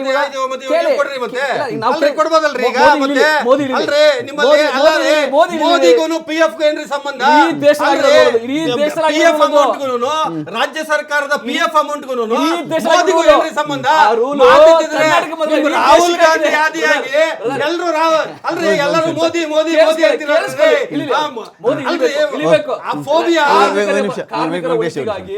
ದೇಶದ ಒಳಿತಿಗಾಗಿ, ರೈತರ ಒಳಿತಿಗಾಗಿ ಮೋದಿ ಇಳಿಬೇಕು, ಬಿಜೆಪಿ ಸರ್ಕಾರ ಇಳಿಬೇಕು. ಯಾಕಂದ್ರೆ ನೋಡ್ರಿ, PF ಮೇಲೆ ಬಡ್ಡಿ ಕಡಿಮೆ ಮಾಡಿದಾರೆ ಯಾರು? ಇದೇ ಬಿಜೆಪಿ ಸರ್ಕಾರ, ಕೇಂದ್ರ ಸರ್ಕಾರ. ಇದು ರಾಜ್ಯಕ್ಕೆ ಮಾತ್ರ ಮಾಡಿದೆ ಅಂತ ಹೇಳ್ತಲ್ಲ, ಇಡೀ ದೇಶಕ್ಕೆ ಮಾಡಿದೆ. ಸೊ ಈಗ ಇವ್ರು ಹೇಳ್ತಾ ಇರೋದು ರಾಜ್ಯಕ್ಕೆ ಅದಕ್ಕೆ ಏನು ಅಂತಂದ್ರೆ ಹಂಗೆ ಹೇಳಕ್ಕಾಗಲ್ಲ. ಕಾರ್ಮಿಕರ ವಿರೋಧಿ ನೀವು. ಈ ಕೇಂದ್ರ ಸರ್ಕಾರ ಬೇರೆ ಕಾರ್ಮಿಕರಿಗೆ 10 ಗಂಟೆಗಳ ಕಾಲ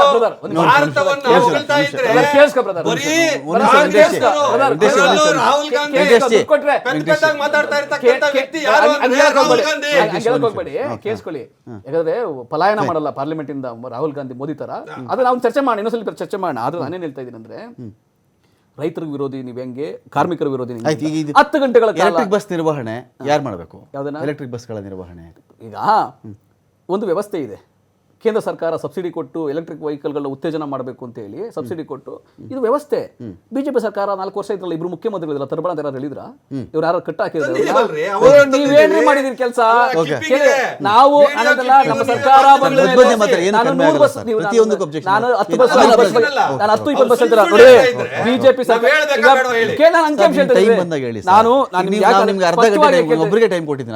ಸ್ಪಷ್ಟವಾಗಿ ಕೇಳ್ತಿದ್ದೀನಿ ಅಂದ್ರೆ, ಡಬಲ್ ಇಂಜಿನ್ ಇದ್ದಾಗ ಬಸ್ಗಳು ಓಡ್ತಾ ಇರಲಿಲ್ಲ. ಡಬಲ್ ಇಂಜಿನ್ ಸರ್ಕಾರ ಇತ್ತಲ್ಲ, ಇಲ್ಲಿ ಯಡಿಯೂರಪ್ಪನವರು, ಅಲ್ಲಿ ಮೋದಿಯವರು, ಇಲ್ಲಿ ಬೊಮ್ಮಾಯಿಯವರು, ಅಲ್ಲಿ ಮೋದಿಯವರು. ಈಗ ಸರಿಯಾಗಿ ನಡೀತಾ ಇದೆ. 5200 ಬಸ್ಗಳು ನಾವು ತಗೊಂಬರಕ್ಕೆ ಸಾಧ್ಯ ಆಗಿದೆ.